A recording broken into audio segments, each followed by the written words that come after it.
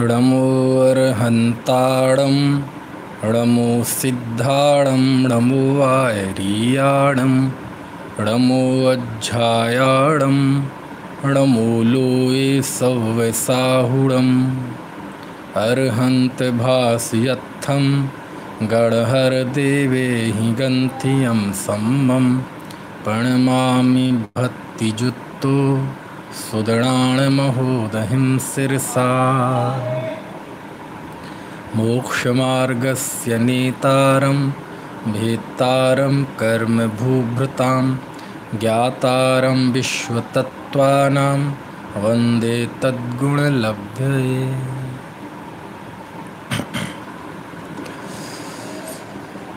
श्रुतावतार, जिसके अंतर्गत तत्वार सूत्र पर हम बात कर रहे हैं, जैन दर्शन का संस्कृत भाषा में निबद्ध सूत्रबद्ध शैली का सबसे प्राचीन ग्रंथ आचार्य कुंद देव के प्रमुख शिष्य गृद्धपिक्षाचार्य के द्वारा ये लिखा गया।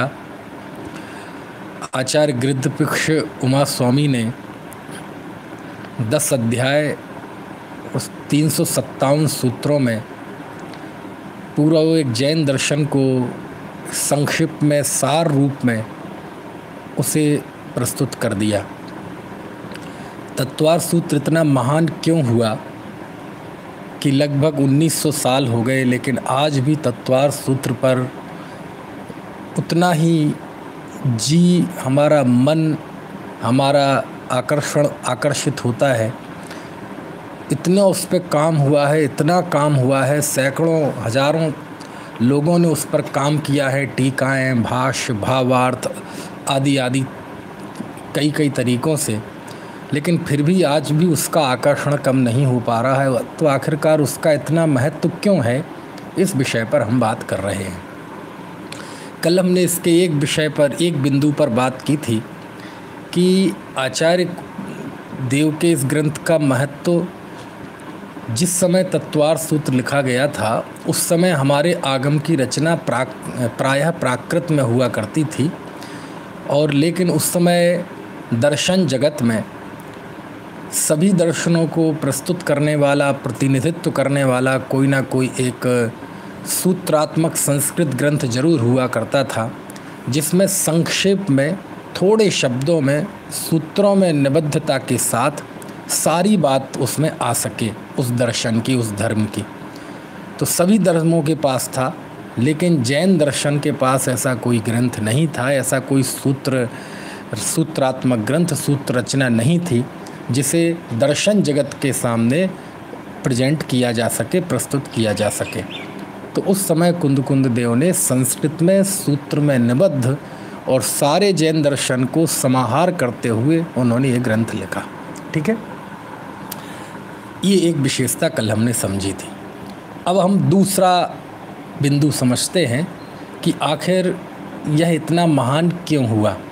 तो इसमें दूसरा बड़ा कारण ये है कि उस समय तक हमारे जिनागम के लिखने की जो पद्धतियाँ विकसित हो चुकी थी। देखो, जिनागम के लिखने की पद्धति को आज हम 4 अनुयोगों में बांटते हैं। प्रथमानुयोग, करणानुयोग, चरणानुयोग, द्रव्यानुयोग, इन 4 अनुयोगों में बांटते हैं। उमा स्वामी आचार्य के समक्ष जिनागम का इस तरह से 4 प्रकार से शैलियों का बंटवारा हो चुका था या नहीं हो चुका था, या हो चुका था तो प्रचलित था कि नहीं, ये सब संदेह के दायरे में है। क्योंकि जिनागम जो हमारा मूल श्रुत है, द्वादशांग, जिसकी रचना गौतम स्वामी ने की थी, उसमें तो ये 4 का बंटवारा है नहीं। यद्यपि उसमें 12वें अंग में एक प्रथमानुयोग है, लेकिन ऐसे 4 का बंटवारा नहीं है। प्रथमानुयोग, करणानुयोग, चरणानुयोग, द्रव्यानुयोग। ठीक है, शास्त्र में लिखित रूप से यदि इनका कहीं स्पष्ट उल्लेख है तो उमा स्वामी आचार्य के भी बाद आचार्य समंत भद्र स्वामी हुए। आचार्य समंत भद्र स्वामी ने रत्नकर्ण श्रावकाचार लिखा, उसमें उन्होंने इन 4 अनुयोगों के 4 श्लोक लिखे, संख्या 42, 43, 44, 45। ठीक है, तो वहाँ 4 अनुयोगों की बात आई। उसके पहले किसी ग्रंथ में ये 4 अनियोग उसका बंटवारा नहीं है। एक स्थान पर भगवती आराधना में अनियोग शब्द का इस्तेमाल हुआ है। तो अनियोग शब्द का इस्तेमाल तो बहुत हुआ, षटखंडागम में तो 20 जगह है ना। लेकिन वहाँ अनियोग शब्द का अर्थ टीकाकार अपराजित सूरी ने 4 अनियोग किया। और यदि भगवती आराधनाकार को भी अनियोग का अर्थ 4 अनियोग अभीष्ट है, तो ये अनियोग वाली बात समंत भद्र स्वामी से भी लगभग 150-200 साल पहले पहुंच जाती है शिवकोटि महाराज तक, जिनकी चर्चा अपन ने की थी भगवती आराधना में। ठीक है। इसके अलावा 4 अनियोगों में निबद्ध करने का जो उल्लेख है वह मिलता है जो सम्राट खारवेल का शिलालेख है, आचार्य कुंद से भी लगभग 150-200 साल पहले का है ना, ईसा की 2 शताब्दी पहले, ईसा पूर्व 2 शताब्दी में, जो हमारा भुवनेश्वर है उड़ीसा में, उसके निकट, उसी में ही कह लो, निकट कह लो, खंडगिरी उदयगिरी की गुफाएं हैं। और वहाँ पर बहुत प्रारंभिक सम्राट हुए 2200 साल पहले, सम्राट खारवेल, जैन सम्राट, बहुत बड़ा चक्रवर्ती सम्राट। चक्रवर्ती मतलब 6 खंडों को जीता वैसा चक्रवर्ती नहीं, लोक में जैसे चंद्रगुप्त हुए ना, कितना विस्तार युक्त उनका शासन था, ऐसी सम्राट खारवेल हुए। और ये विशुद्ध जैन श्रावक थे, है ना, जैन राजा थे। और इन्होंने उस समय पहले कभी मगध ने कलिंग के राजा थे, ये उड़ीसा कलिंग कहलाता है ना, वहीं है ये उदयगिरी। तो कलिंग पे चढ़ाई करके नंद राजा वहाँ से एक कलिंग जिन को ले गया था। पहले तो उसने कलिंग में उत्पात मचाया, उसे जीता, और वहाँ के लोग कलिंग जिन, वहाँ आदिनाथ भगवान की मूर्ति थी जिन्हें कलिंग जिन बोलते थे, उसकी पूजा आराधना किया करते थे और उनकी बहुत मान्यता थी। नाम ही था जब कलिंग जिन, तो उस समय वो उनके आत्मसम्मान स्वाभिमान का प्रतीक थी वो मूर्ति। तो नंद राजा जो महानंद वो था ना, वह कलिंग को जीता था, तो वह जीतने के बाद वह मूर्ति वहाँ से ले गया था मगध में। और जब सम्राट खारवेल हुए और उन्होंने फिर मगध पे चढ़ाई की और मगध को जीता, है ना, लगभग उससे कितने 200-250-300 साल बाद, तो जब जीत लिया, सब कर लिया, कहते अभी एक काम रह गया। क्या? कि हमारे जो कलिंग के जो आस्था के केंद्र थे, हमारे जो आत्मसम्मान का केंद्र था, हमारी भक्ति श्रद्धा आराधना के केंद्र में जो कलिंग जिन थे, वह पद्म उनकी प्रतिमा लेके आया था नंद, है ना। तो उन्होंने वही जिन प्रतिमा, वो जिन प्रतिमा खंडित अंडित नहीं की, ऐसा कोई वो नहीं था, लेकिन वो लेके आए। वहाँ भी उसकी पूरा वो सुरक्षित रही, वहाँ भी पूरा पूजा आराधना चलती थी कि नहीं पता नहीं मुझे। तो वह जिन प्रतिमा वह दोबारा कहाँ से, मगध से वह कलिंग ले गया।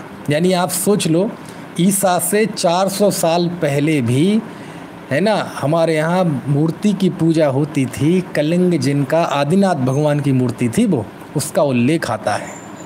समझ में आया ना। इसलिए बहुतेरे लोग कभी कभार थोड़े जब बौद्धिकता आ जाती है तो हम ये कह देते हैं पूजा पद्धति तो, पूजा का कॉन्सेप्ट तो दूसरे धर्म से आया। ऐसा नहीं है।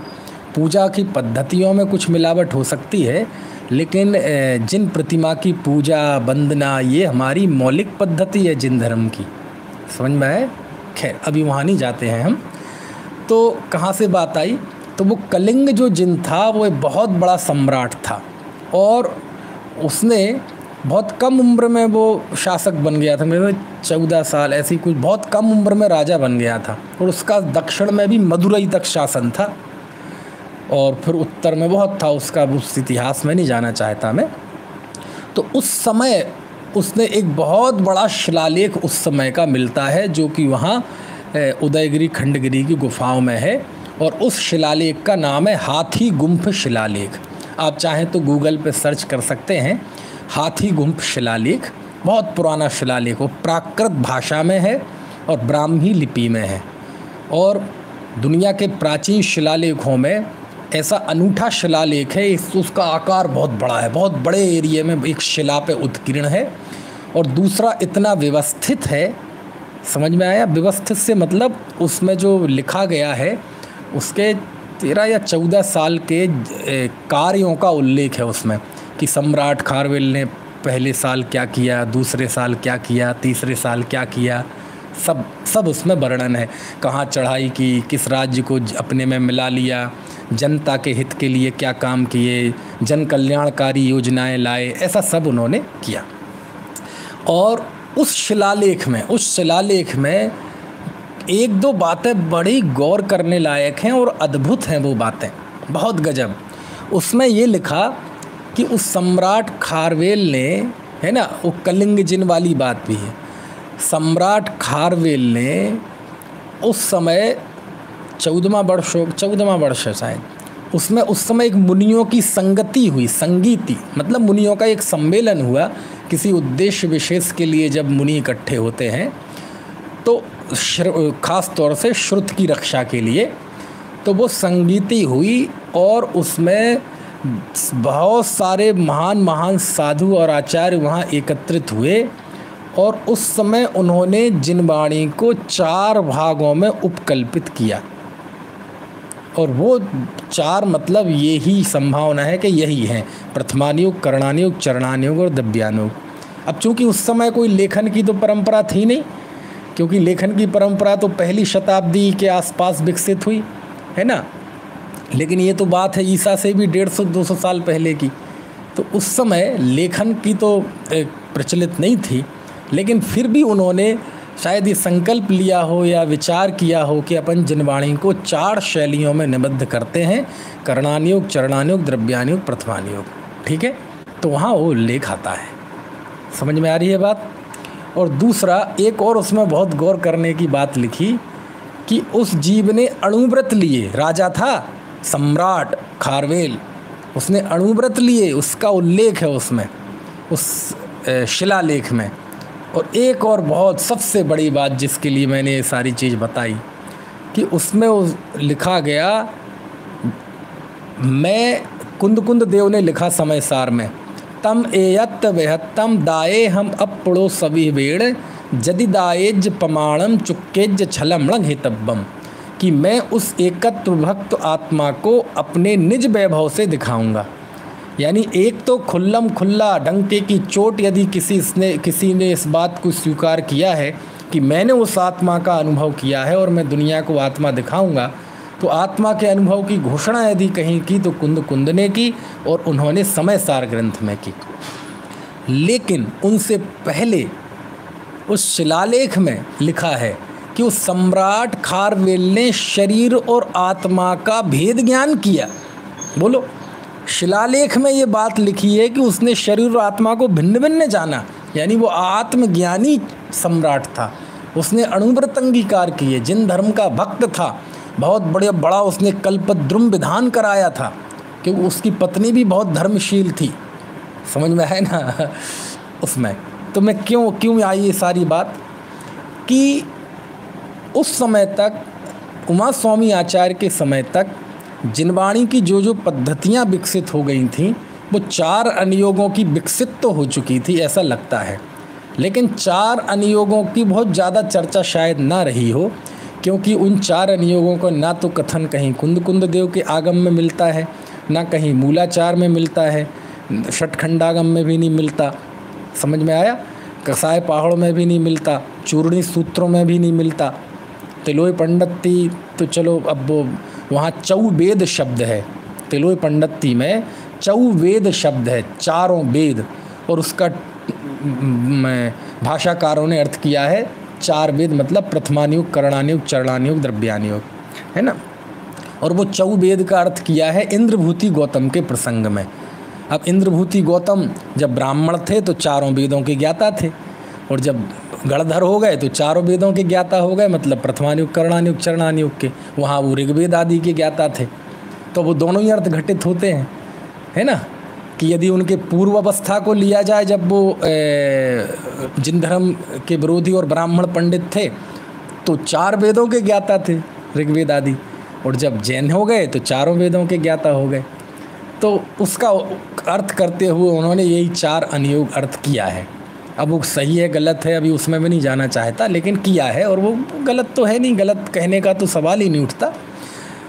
तो 4 अनुयोग की बहुत क्षीण उल्लेख पहले के मिलते हैं, लेकिन हमारे मूल जो प्राचीन आगम है उसमें ऐसे स्पष्ट नहीं मिलते समंतभद्र आचार्य के पहले।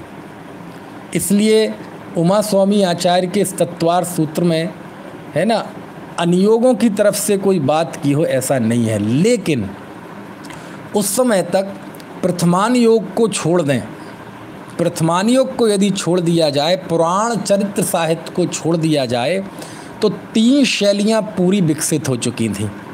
पहली शैली आचार्य कुंद की द्रव्यान योग की शैली, अध्यात्म की शैली, तत्वपरक शैली, भेद ज्ञान परक शैली।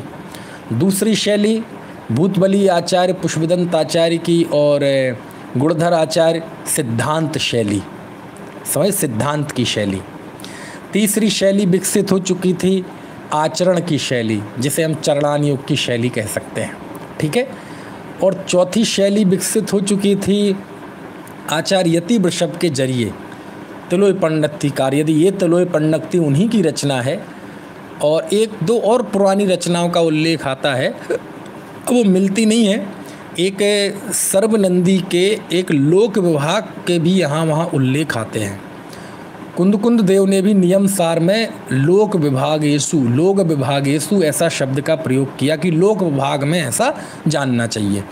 अब वहाँ लोक विभागेषु बहुवचन है, ग्रंथ का नाम होता तो एक वचन था, लेकिन किसी ने ऐसी भी कल्पना करी कि वो लोक विभागे भी हो सकता है और सु वो आगे वाले शब्द के साथ जुड़ा हुआ उपसर्ग भी हो सकता है।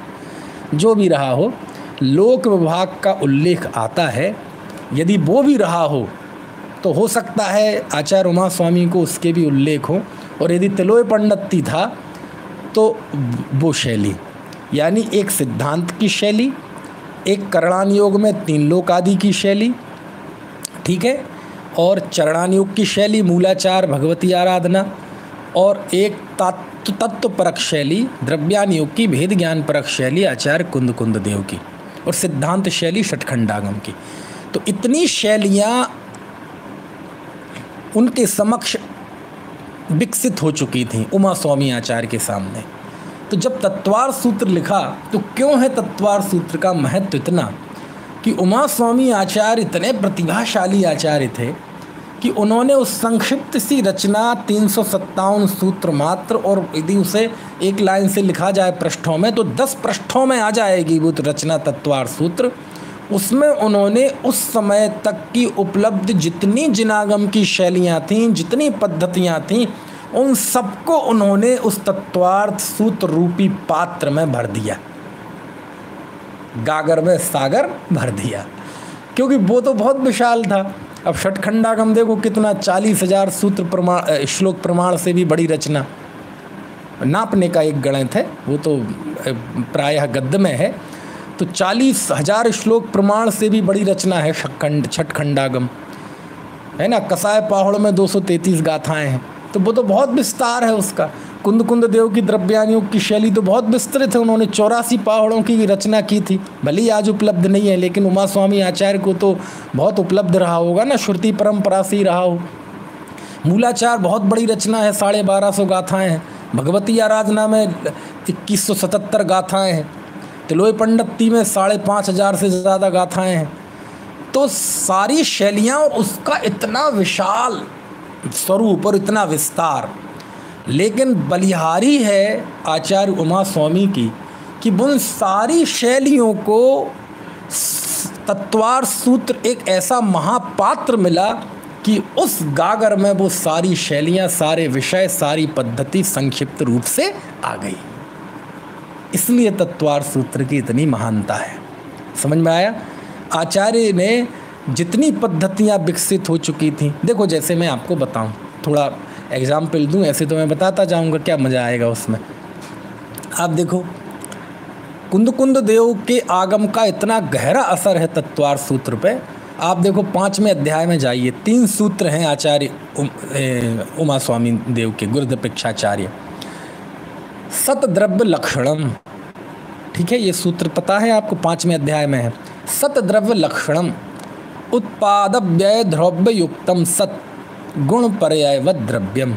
3 सूत्र हैं, बड़े महान सूत्र हैं। इसकी टीकाएं पढ़ें आप, मज़ा आ जाएगा।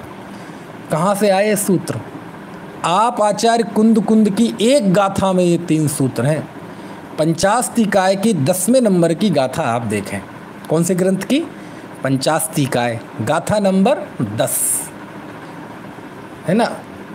दब्बम संलक्षण्यम उपादव्ययधुबत्त संजुत्तम गुणपज्जासयम वया, क्या है, गुणपज्जासयम जम वा तम भंडन्ति सब्बन्हु। एक यहाँ वहाँ हो रहा है। इसमें लिखा दब्बम संलक्षण्यम, द्रव्य सत्ता लक्षण वाला है, एक सूत्र आ गया, सत द्रव्य लक्षणम।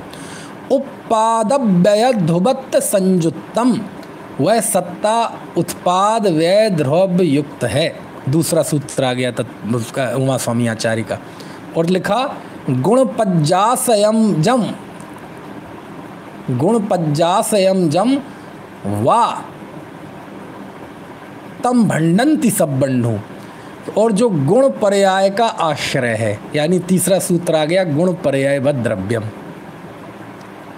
समझ, उसे द्रव्य कहा है किसने? सर्वज्ञों ने कहा है।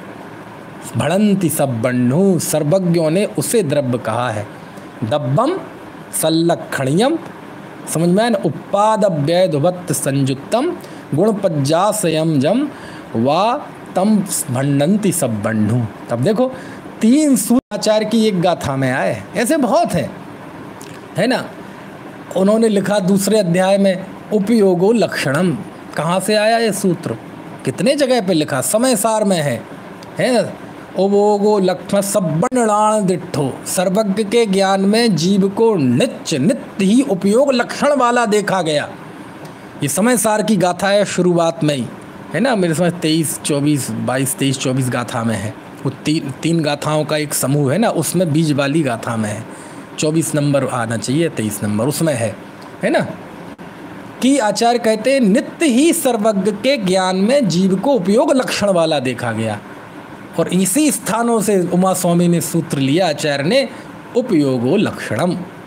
समझ में आती है बात? ऐसे बहुत है ना। प्रमाण नय, ये प्रमाण नय है ना। और क्या कहते हैं, तत्वार्थ श्रद्धानम सम्यक दर्शनम, ये तत्वों की श्रद्धा, जीवा जीवाश्रव बंध संबंध निर्जरा मोक्षास तत्वम, ये कहाँ से आए? ये 7 तत्वों, वैसे तो कुंद देव और उस समय के उमा स्वामी आचार्य से पुराना जो आगम है, कुंद देव अथवा मूलाचार भगवती, इन सब में 9 तत्वों की परिपाटी है, 9 तत्वों की प्रमुखता है। लेकिन 7 तत्वों का भी उल्लेख किया। दर्शन पाहुड़ में गाथा है आचार्य की, सत्य तच्च, ऐसा शब्द प्रयोग किया कि इनकी श्रद्धा का नाम सम्यक दर्शन है। 6 दब्बम, 6 दब्य, सत्तत्व 9 पयत्था, 5 इत्थि कि 6 द्रव्य, 5 अस्तिकाय, 9 पदार्थ और 7 तत्वों की श्रद्धा से सम्यक दर्शन होता है। तो ये बात भी कुंद देव ने लिखी है। तो कुंद देव के आगम का तो इतना गहरा प्रभाव है तत्वार सूत्र का, क्योंकि तत्व व्यवस्था ही शुरुआत में कुंद देव ने लिपिबद्ध की। और कहाँ है तत्व व्यवस्था, आप बताइए, है ना। सिद्धांत ग्रंथों का अपना अलग एरिया है, वो अलग क्षेत्र है, चरणान योग का अलग क्षेत्र है, लेकिन जो तत्व व्यवस्था दी है, और तत्व मतलब जिस विषय का सीधा संबंध हमारे आत्महित से हो, सम्यक दर्शन से हो, है ना, मोक्ष महल की प्रथम सीढ़ी सम्यक दर्शन से हो, वो तत्व व्यवस्था है।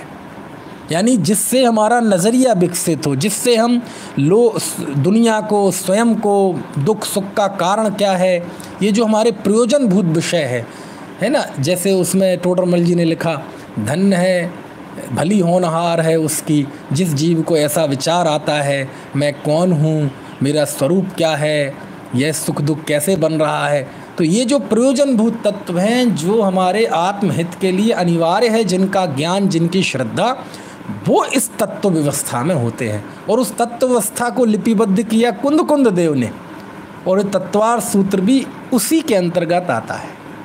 बात समझ में आ रही कि नहीं? दूसरा आप देखेंगे सिद्धांत की शैली, उसे आप देखो 6वां अध्याय, 7वां अध्याय, 8वां अध्याय, पूरे षटखंडागम का यही तो विषय है, और वो उन्होंने वहाँ से लिया और तत्वार्थ सूत्र में शामिल किया। और तत्वार्थ सूत्र में बल्कि ज़्यादा सुबोध है। देखो जैसे मैं आपको बताऊं, षटखंडागम में भी 8 कर्मों के आश्रयों का वर्णन है, कैसे क्या होता है, बहुत विस्तार से वर्णन है। लेकिन तत्वार्थ सूत्रकार ने उस समस्त विषय को इतने संक्षिप्तता के साथ और जितने अर्थ गौरव के साथ बांध दिया है ना, कि लोग षटखंडागम भूल गए और तत्वार्थ सूत्र याद रहा। मेरी बात समझ में आ रही? आपको बताओ, आप में से कितने लोगों को षटखंडागम के सूत्र याद हैं? किसी को याद है षटखंडागम के सूत्र? जैन धर्म का सबसे प्राचीन ग्रंथ प्रथम श्रुति स्कंद, जिसके स्मरण में हम पूरा एक पर्व मनाते हैं, श्रुत पंचमी पर्व। लेकिन मैं आपसे पूछता हूँ, आप षटखंडागम के कितने सूत्र आपको याद हैं? एक सूत्र तो सबको याद होगा, कौन सा? णमो वर्हंताड़म णमो सिद्धाड़म मंग, ये तो सबको याद है। लेकिन इसके अलावा किसी को याद नहीं होंगे। लेकिन तत्वार्थ सूत्र के सूत्र कितने लोगों को याद हैं? बच्चों को रटे हैं, पाठ होता है, याद करते हैं, पाठशालाओं में, बोर्ड परीक्षाओं में, यूनिवर्सिटी में, सब जगह होता है। तो ये तत्वार्थ सूत्र में जो ये ताकत है ना, कि इतने बड़े सेक्टर को 10-20 सूत्रों में शामिल कर लेना, ये बहुत बहुत बड़ा काम किया उमा स्वामी आचार्य ने। समझ में आया ना? चलिए, तो ये सिद्धांत की शैली आ गई, कुंद देव की तात्विक शैली, भेद विज्ञान परक शैली आ गई। इसके बाद चले जाइए आप चरणान योग में, तो जितने वृत्तादि का वर्णन किया है उमा स्वामी आचार्य ने, ये इसके पहले मूलाचार लिखा जा चुका था, भगवती आराधना भी संभावना है लिखा जा चुका था। तो वहाँ से उन्होंने व्रतों का उपदेश वगैरह, अहिंसा व्रत और शल्य और ये सब वहाँ से ग्रहण किए उन्होंने। तो चरणान योग वाली शैली आ गई। इसके अलावा एक बहुत बड़ी बात, आप 3-4 अध्याय में जाएंगे तत्वार्थ सूत्र के, तो 3-4 अध्याय में विशुद्ध रूप से करणान योग का वर्णन है, भूगोल का वर्णन है, काल चक्र का वर्णन है, जम्बूद्वीप भरत क्षेत्र आर्यखंड का वर्णन है, अधोलोक, ऊर्ध्वलोक और मध्यलोक का वर्णन है। अब ये सारा वर्णन कहाँ से आया? तो तीनों लोकों का और काल चक्र आदि को बताने वाला उस समय तिलोय पंडिती ग्रंथ आचार्य यति वृषभ ने लिखा था। तो वो शैली भी उन्होंने उसमें शामिल की, और 2 अध्यायों में, 3रा अध्याय और 4थे अध्याय में पूरा 3 लोक उन्होंने खींच दिया। समझ में आया ना? सूत्रों में निबद्ध कर कितनी ताकत होती है सूत्र में। कुछ बात समझ में आती है कि नहीं है? ये है, आप देखो पूरी शिमला मिर्च की सब्जी खा जाएं तो भी मुंह में चरपराहट ना आए, और आप एक छोटी सी लौंग मिर्च होती है, छोटी सी लौंग मिर्च इतनी तीखी होती है, इतना सा आप मुंह में दबा लें तो झन्ना जाए, मुँह कानों में से धुआं निकल जाए। तो ये सूत्र ऐसे ही है, यानी बड़े बड़े विषयों को उन्होंने थोड़े थोड़े सूत्रों में शामिल कर लिया। ठीक है, तो चरणान योग की शैली उन्होंने इसमें शामिल कर लिया, सिद्धांत को शामिल कर लिया, तात्विक भेद विज्ञान को शामिल कर लिया, और करणान योग को भी शामिल कर लिया। समझ में आ रही है बात की नहीं? दूसरे अध्याय में पूरे सैद्धांतिक शैली है, जीव की तरफ से 5 भावों का कथन है, औदयिक, औपशमिक, क्षायोपशमिक, क्षायक और पारिणामिक, और सबका वर्णन किया। तो उस समय तक जो जो उपलब्धागम, अब एक तरफ तत्वार्थ सूत्र को आप थोड़ा गौण कर दो और कहा जाए आप सारा जिनागम पढ़ो, तो पढ़ो कुंद देव के 84 पाहुड़ जितने भी उस समय रहे हों उपलब्ध, पढ़ो षटखंडागम, पढ़ो कषाय पाहुड़, पढ़ो भगवती आराधना, पढ़िए है ना, और मूलाचार पढ़िए, तिलोय पंडिती। कहते सुनो सुनो सुनो सुनो सुनो, अभी ये सब बंद रखो, ये हैं 10-12 पृष्ठ, तत्वार्थ सूत्र पढ़ लो। समझ में आया ना? क्यों?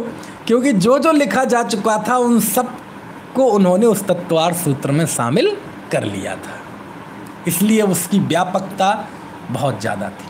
ठीक है, इसी को हम दूसरे शब्दों में कहते हैं कि तत्वार्थ सूत्र की समाहार शक्ति।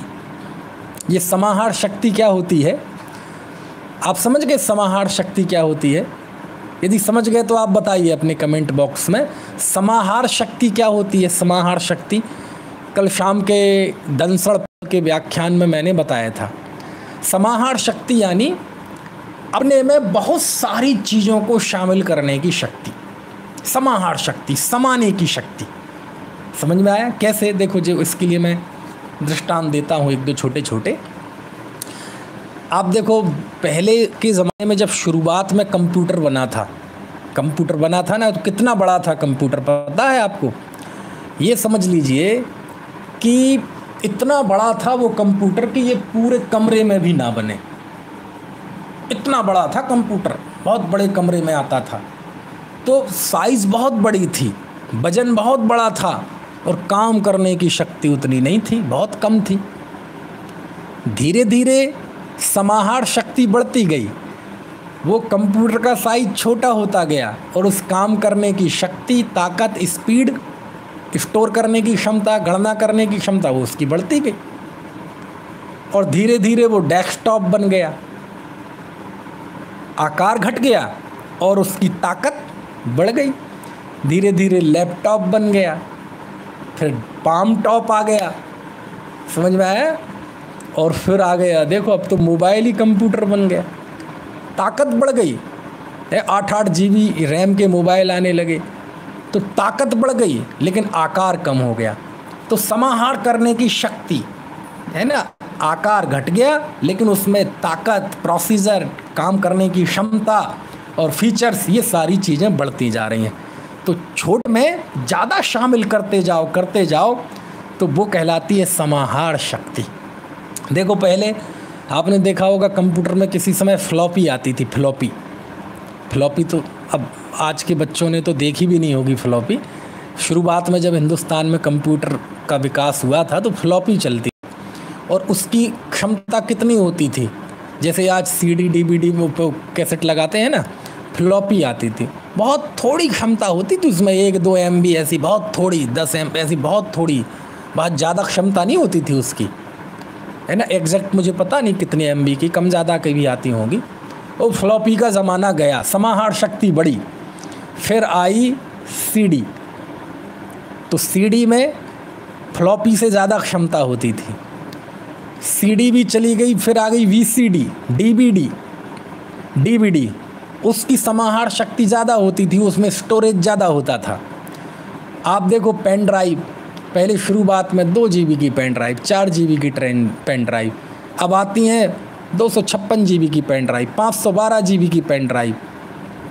छोटी सी चिप, इस चिप में 1 TB डाटा, सोचो आप तो कितनी आकार घट गया, और इस छोटी सी चिप में 1 TB मतलब टेलीविज़न नहीं है ना, ये गणना है कंप्यूटर के इसकी, 1024 GB का एक होता है TB, तो 1 TB डाटा इतनी सी चिप में, ये कहलाती है समाहार शक्ति। बात समझ में आ रही कि नहीं? तो तत्वार सूत्र की जो समाहार शक्ति थी, एक एक सूत्र की अलग अलग शक्ति अलग है, लेकिन पूरे तत्वार सूत्र की जो समाहार शक्ति थी, उस समाहार शक्ति की वजह से तत्वार सूत्र अमर हो गया।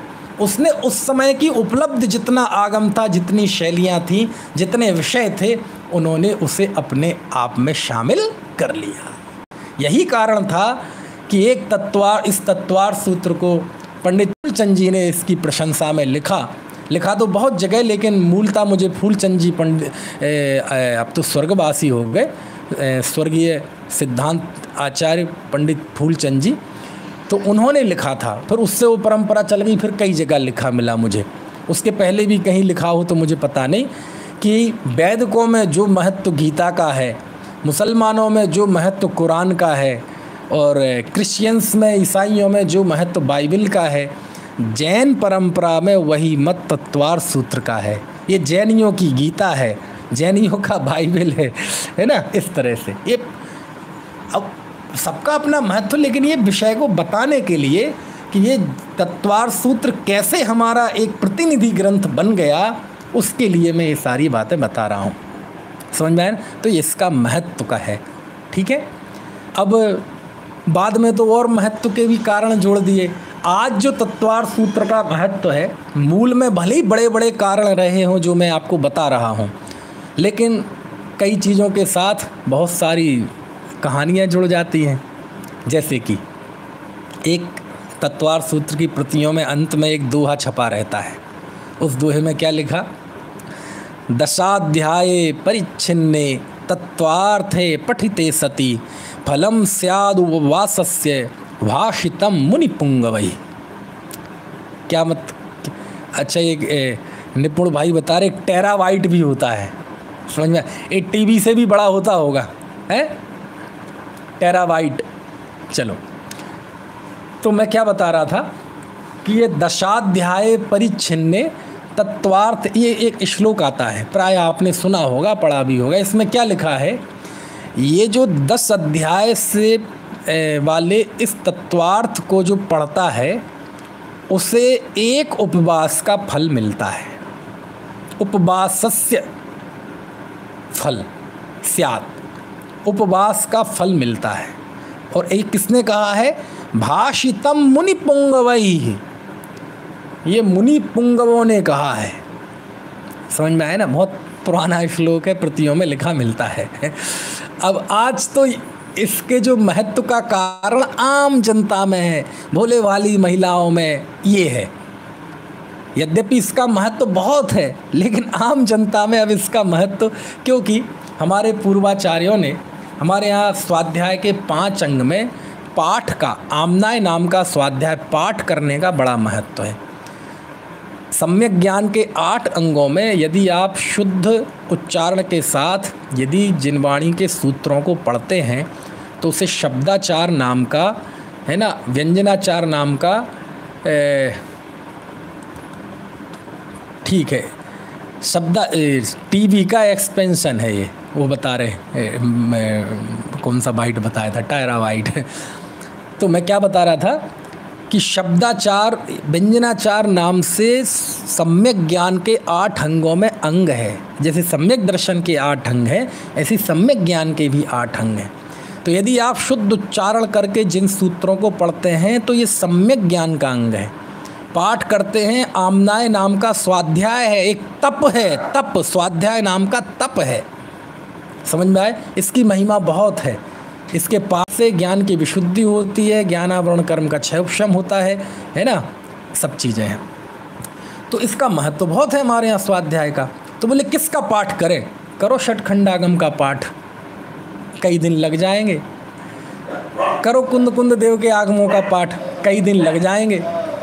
करो मूलाचार का पाठ, तिलोय पंडिती का पाठ करो, 5,500 गाथा हैं, कई दिन लग जाएंगे। तो कहते हैं तत्वार सूत्र का पाठ करो, सारा जिनागम कुछ मिनट्स में आप अपने कंठ में बसा लें। समझ गए? तो पाठ के लिए यदि सबसे ज़्यादा सटीक और सबसे योग्य, उचित, माकूल कोई आज हमारे पूर्वजों को लगा तो वो लगा तत्वार सूत्र। क्यों? कि उसमें समाहार शक्ति है। तो उन्होंने तत्वार सूत्र के पाठ का व्यापक प्रचार किया कि सब लोग तत्वार सूत्र का पाठ करें। अर्थ चलो कम ज़्यादा समझेंगे, लेकिन कम से कम जुबान पे चढ़ेगा तो बच्चों के, बड़ों के, बूढ़ों के, बुजुर्गों के। तो उन्होंने तत्वार सूत्र के पाठ का व्यापक प्रचार किया और वो अच्छा किया।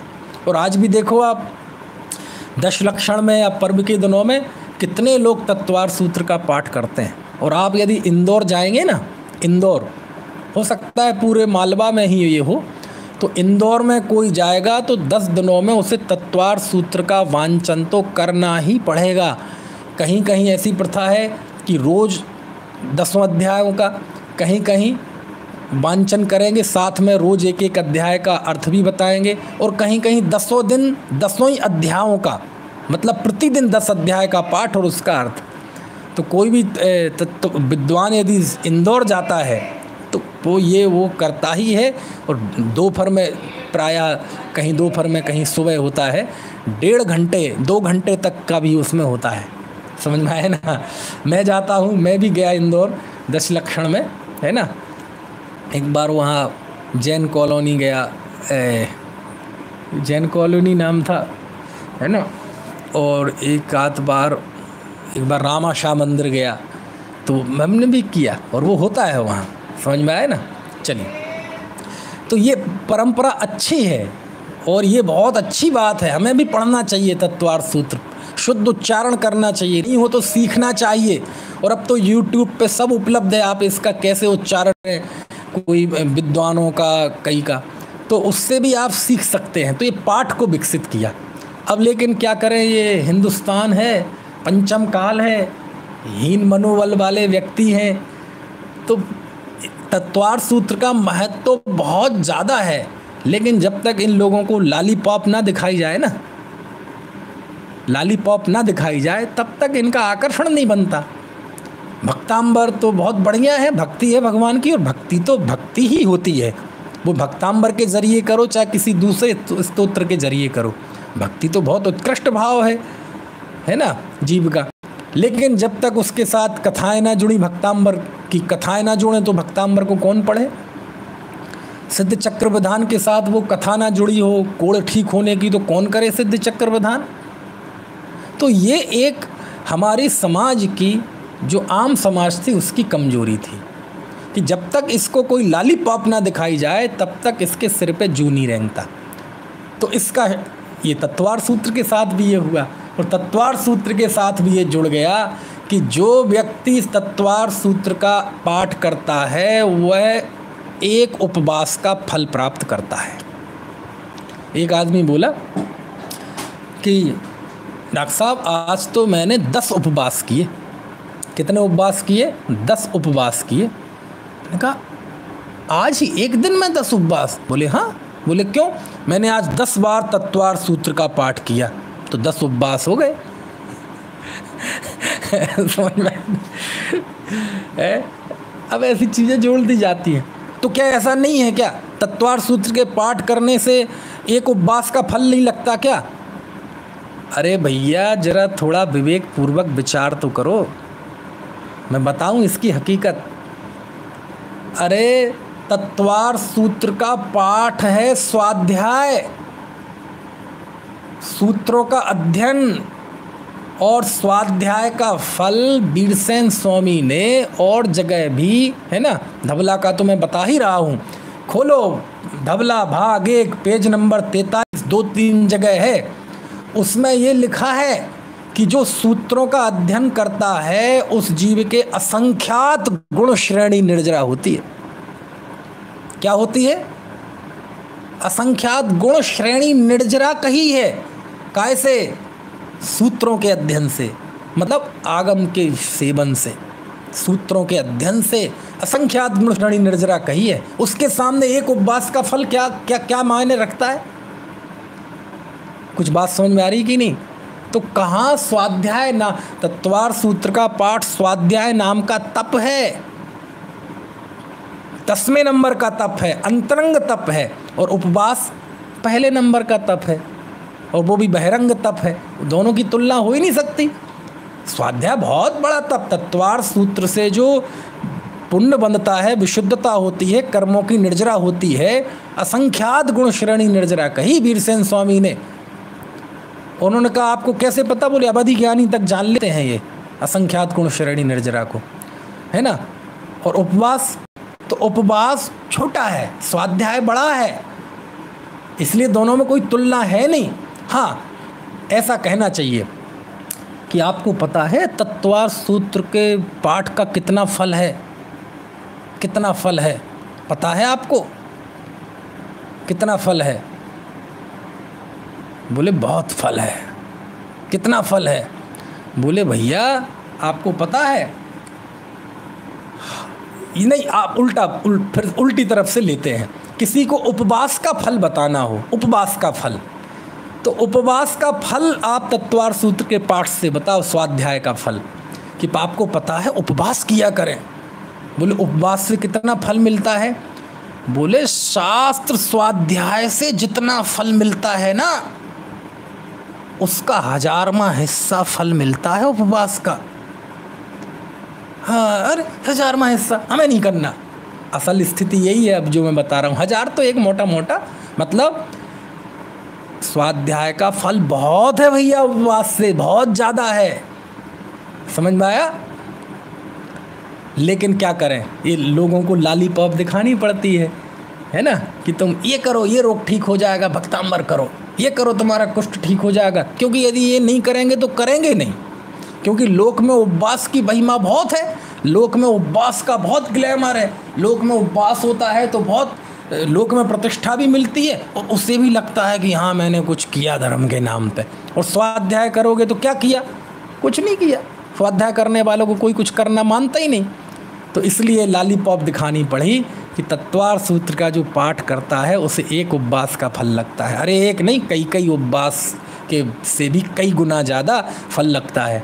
और इससे ज़्यादा क्या कहें कि जब आचार्य लिख रहे हैं कि असंख्यात गुण श्रेणी निर्जरा होती है। समझ में आया ना? उपवास को तो ध्यान नहीं कहा, लेकिन जिन सूत्रों के अध्ययन को ध्यान कहा, कुंद कुंद देव ने रहण सार में लिखा, अध्ययनमेव झाणम, जिन वाणी का अध्ययन ही ध्यान है। समझ में आया ना? खैर, तो ये तो मैंने बात बता दी कि इसका महत्व कितना है। महत्व के विषय में ये बात हुई। अभी महत्व के कारण और भी हैं, उनकी चर्चा हम कल करेंगे। अभी का समय हो गया है।